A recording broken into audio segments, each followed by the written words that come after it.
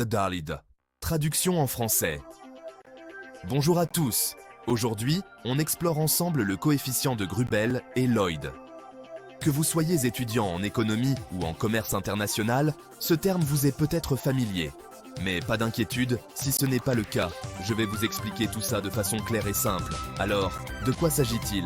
Le coefficient de Grubel et Lloyd, ou GL pour simplifier, est un outil qui permet de mesurer l'importance du commerce intra-branche entre deux pays. Le commerce intra-branche, c'est lorsqu'un pays exporte et importe des produits similaires, appartenant à la même catégorie. Prenons l'exemple de la France. Elle exporte des voitures vers l'Allemagne, tout en important également des voitures allemandes. Le calcul du coefficient GL utilise une formule un peu mathématique, mais ne vous laissez pas intimider. La formule est la suivante. GL A1 X M X plus M. Ici, X représente les exportations et M les importations.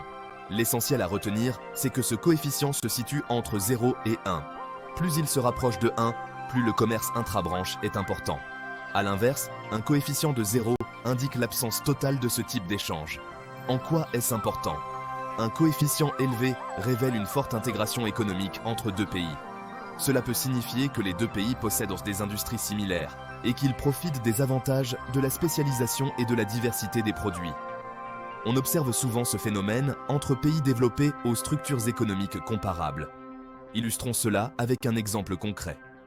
Si la France et l'Allemagne affichent un coefficient GL de 0,8 pour le commerce automobile, cela indique un échange important de voitures entre les deux pays. Les raisons peuvent être multiples: préférence des consommateurs, qualité des produits ou encore spécialisation de chaque pays dans un type de véhicule spécifique. J'espère que cette explication vous a été utile. N'hésitez pas à poser vos questions en commentaire si vous souhaitez approfondir ce sujet ou aborder d'autres concepts économiques. Pensez à laisser un j'aime et à vous abonner pour ne rien manquer des prochaines vidéos. À bientôt!